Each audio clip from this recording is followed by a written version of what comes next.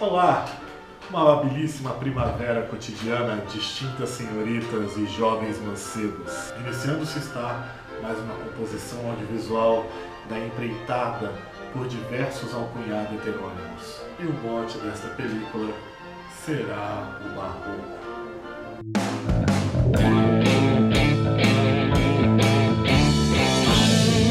Bom dia, meninos e meninas, estamos de volta aqui ao canal Heterônimos, depois dessa introdução horrível que vocês viram fazer, mas estamos aí para preparar o terreno para vocês, para a escola literária de hoje, que é o Barroco. Sem muitas mais delongas, sem desculpas, sem nada, vamos ao que interessa, vamos logo com os dois pés no peito. E é isso aí, contexto histórico é nóis. Começando pelo nome, o próprio Barroco já mostra que veio. Porque Barroco é um nome estranho e tudo mais, só que ele significa uma pérola de formato irregular. Com que se fabricam os colares de pérolas? Com as pérolas! Ou seja, o Barroco ele não vai trazer uma arte completamente nos moldes certinhos e equilibrada como era no Renascimento. Ela não vai trazer uma arte equilibrada, focada. Ela vai trazer uma arte exagerada, é uma arte meio travesti. Epa!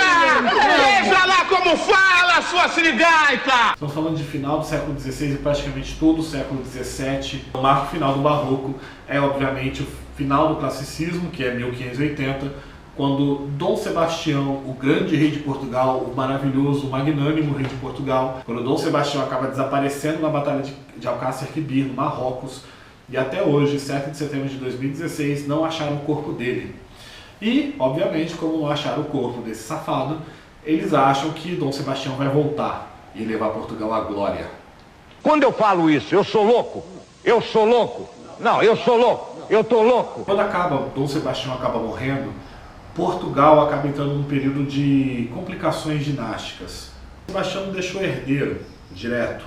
Então você tinha uma galera aí grande, eu não vou entrar em detalhes em relação a isso, que estava lutando pelo trono. E aconteceu que o Filipe II, o rei da Espanha da época, acabou pegando o trono português também e ficou um reino dual.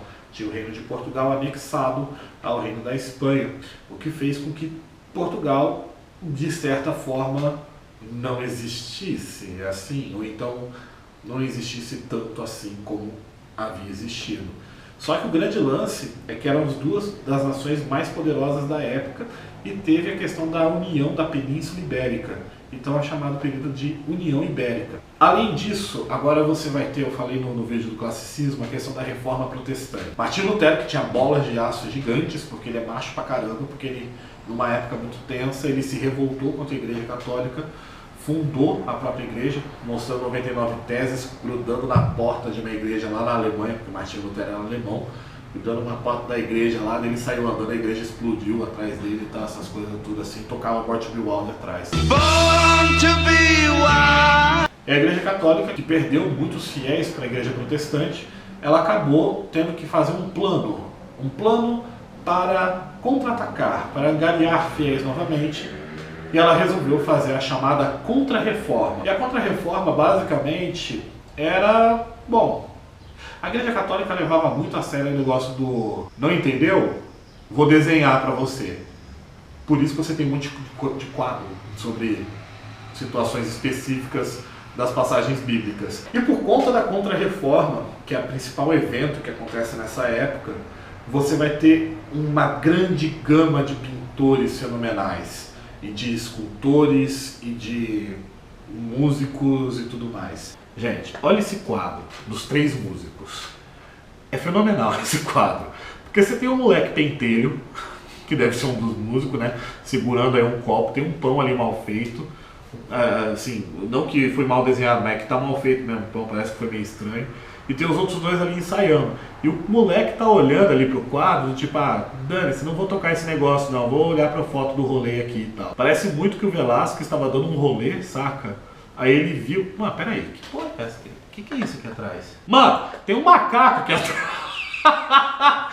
Tem um macaco aqui atrás, velho. E o macaco tá olhando pro quadro também. Pra você ver que os caras também usavam droga. Essa galera aqui, tem um cara dando joinha. Ele tá olhando pro quadro, dando joinha. Eu acho que o mesmo moleque pentelho tá de novo levantando outro negócio aí. Parece muito fotografia de rolê, saca? Que você postaria no Snap. E perceba também que os dois quadros que eu tô falando é tudo escuro. As cores são escolhidas são escuras. Você percebe que era a moda da época justamente esses quadros escuros. E também as pessoas, esse moleque é orelhudo, gente. O moleque é feio, a galera não é bonita, a galera não é joia. Não... Cara, e esse quadro do anão é fenomenal. Cara, muito bom, olha só esse anão, olha como ele tá bravo olhando pra você. Olha novamente as cores escuras, tá um pouco mais claro esse quadro, mas ele colocou o anão sentado, cara, que sacanagem. Por quê? Não dá pra pintar de corpo inteiro, é isso? Esse quadro do Velázquez é fenomenal. O próprio Velázquez está na obra. Tá? O Velázquez é esse cara aí, é o pintor aí da obra. O Velázquez, ele tá olhando para quem ele tá pintando. E quem ele tá pintando tá refletido no espelho lá atrás. E provavelmente as outras meninas aí que estão sendo preparadas, elas vão ser pintadas em seguida. É a visão do pintado. É uma mudança de perspectiva completamente diferente. Você tem uma anã aí do lado. De novo, eu acho que o Velázquez tinha alguma coisa com anões. E aí você tem o Caravaggio. Caravaggio, gente, é o primeiro caso de rockstar da história. Esse daqui é o quadro famoso, quadro Davi e Golias dele. E é o Davi segurando a cabeça do Golias. Você pode perceber que o Golias está com uma cara de chateado. O sangue está escorrendo. Percebe com uma violência bastante gráfica nesses quadros. E a oposição de luz e sombra também está acontecendo. E o quadro favorito do Alan. Que é o quadro do São Jerônimo. São Jerônimo, ele tá magro, ele tá velho, ele tá careca, parece eu. A barba dele é gigante, ele está sendo coberto apenas por um pano vermelho, está escrevendo a Bíblia e tem uma caveira ali do lado. E essa caveira, inclusive, é o símbolo da vaidade, do vanitas, que é a ideia de que não interessa a sua beleza, não interessa o que você é, no final das contas todos nós somos caveiras, reis, plebeus e tudo mais, e inclusive os santos. Então por isso que ele coloca esses dois elementos juntos aí, nessa obra. Perceba de novo a questão das cores escuras, tá? Não é nada muito chamativo, não é nada muito brilhoso. Se você compara com os quadros renascentistas, você tem uma diferença muito grande em termos de composição.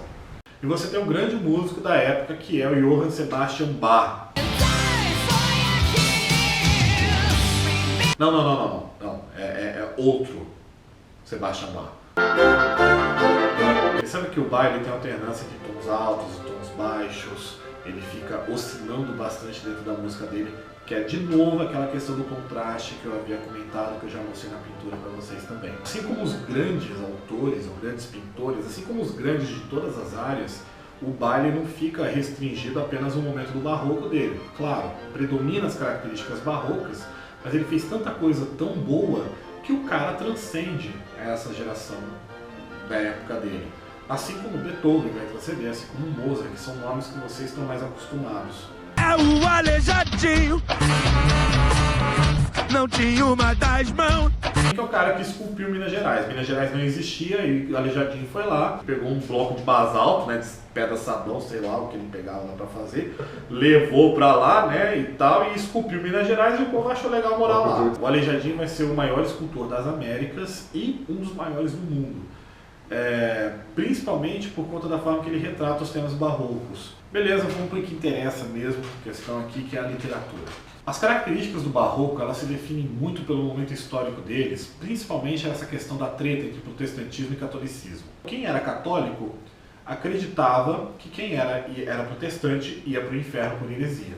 E quem era protestante acreditava que quem era católico ia para o inferno por heresia. Só que, ao mesmo tempo, lançava-se a dúvida do tipo, e se eu estou errado? E se na verdade é aquela galera que está certa? E dos dois lados isso acontecia. Isso leva a um momento de incerteza muito grande, de dúvida muito grande. E aí você tem as características, por conta de tudo isso daqui que eu acabei de falar. O primeiro é o dualismo. Ele vai colocar os opostos, principalmente em três figuras de linguagem: a antítese, o paradoxo e o oxímoro. Só que o barroco, obviamente, ele não vai ficar satisfeito em expor essas dualidades, ele vai tentar juntar essas coisas.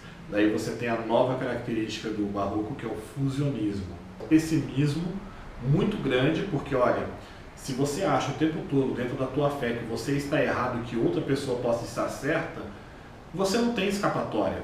Aí você tem essa questão do pessimismo muito grande e muita certeza da morte e da fugacidade do tempo, que o tempo passa rápido e de que você tem que aproveitar porque você vai morrer, mas se você aproveitar demais, você peca demais, e se você peca demais, você vai para o inferno, então aí você morre, aí você vê que você vai para o inferno de qualquer jeito, aí você fica muito triste por conta disso, aí você é extremamente pessimista por conta disso, e aí você faz coisas assim. É o feísmo, que é outra característica do barroco.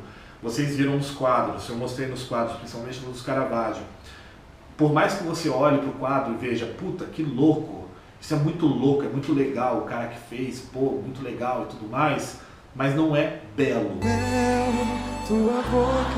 É o chamado belo grotesco isso daí. A religiosidade, não preciso nem dizer, que ela é uma característica muito forte do barroco. E, obviamente, como eu comecei o vídeo, e como eu já falei da questão da pérola e tal, você tem um virtuosismo muito grande no barroco. E para finalizar, você tem as duas facções do barroco, que são as facções cultistas e conceptistas. Os cultistas eram aqueles que se preocupavam mais com o jogo de palavras, enquanto que os conceptistas eram os que se preocupavam mais com o jogo de ideias. Então os cultistas se preocupam mais com a forma e menos com o conteúdo, e os conceptistas se preocupam mais com o conteúdo e menos com a forma.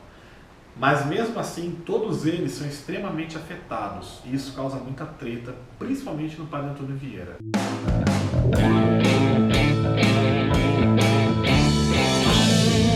Esse foi o barroco, o contexto geral do barroco, o contexto histórico e as principais características do barroco. Eu vou falar dos autores, os dois autores principais do barroco no próximo vídeo. Eu resolvi fragmentar porque o classicismo ficou muito grande. E se eu fragmento desse jeito, fica melhor para vocês entenderem de uma forma geral o que é o barroco e o que são as escolas literárias mesmo. E é isso. Curtam, compartilhem e um beijo.